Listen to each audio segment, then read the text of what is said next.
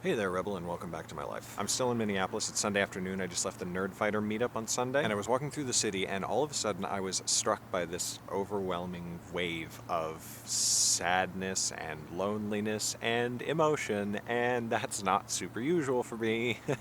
And I was like, hey, maybe I should just stop and make a video about it. And this is going to be super weird because I actually haven't recorded my ending for the second day of Nerdcon stories. Like, I haven't recorded my last little blurb and video note sort of summarizing the experience. So this is happening in the middle before that. But I'm probably going to post the video afterwards, I guess, because it shouldn't come in between, I don't think, because it's after the end. So I'm going to try to introspect live-ish and figure out what's going on and why I suddenly feel like so sad. Part of it is obviously the fact that Nerdcon Stories is over. This convention was incredible.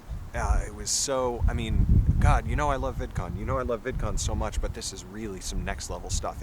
It's a really important convention, I think, in a whole lot of ways. I'm really unhappy at the prospect that it might not happen next year. I want to see if there's anything that I can possibly do, and my friends agree where we really want to make it happen next year, even if it can't take place in a convention hall and it just takes place in a hotel, we really want it to happen again. And there's the usual just after the convention thing where you're going back through how you manage your schedule and could I have taken advantage of more? Could I have gone to more panels? Could I have done this? And the answer is technically yes, but at the same time the experience was as good as it was because I did what I wanted to when I wanted to do it. Another part, and a related part of the convention, is that I've just said goodbye to all my friends who I've been spending the last couple of days with, and they're all going home. I don't fly out until tomorrow morning, so I think part of what struck me is that I'm gonna have to spend the rest of the day here in this city by myself. This is really dumb. I know this is dumb. Don't. I know this is dumb. But I really love them. A lot.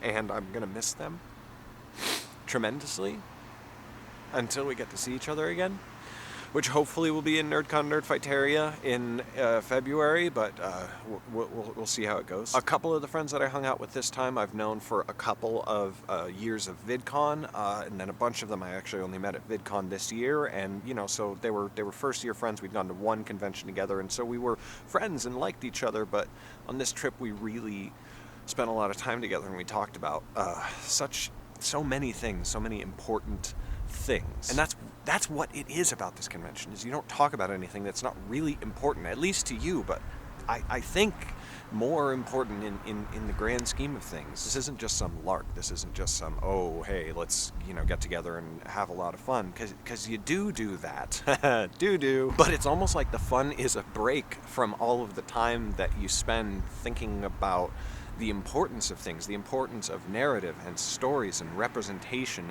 and diversity, and how we are influenced by what goes on in our life and what happens to the people around us. Anyway, and I really love them. I love all of them so much. And I'm not going to get to see them for a really long time.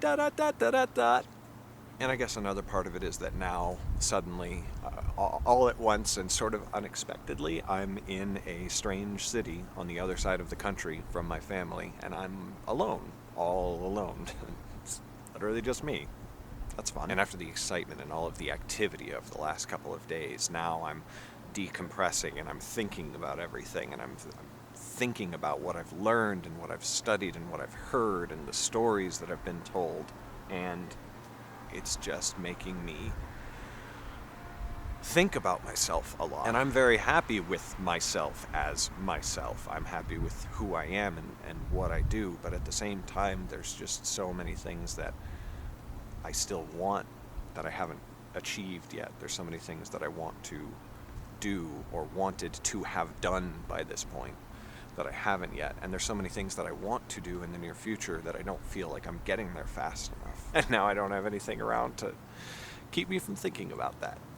Which is fine. I'm fine. I'm not in some bad place or anything like that. But even without, a mental problem that makes this happen all the time or chronically or frequently, I do have those moments where I'm like, oh God, nothing is right and everything is wrong, and this is just one of those, and I'm just kind of gonna let it ride and let it happen and let it flow through me, Dune style, and then pick up and carry on. I'm so grateful for this experience. I'm so grateful for experiences like this that I get to have because of the incredible people in my life, you guys very much included.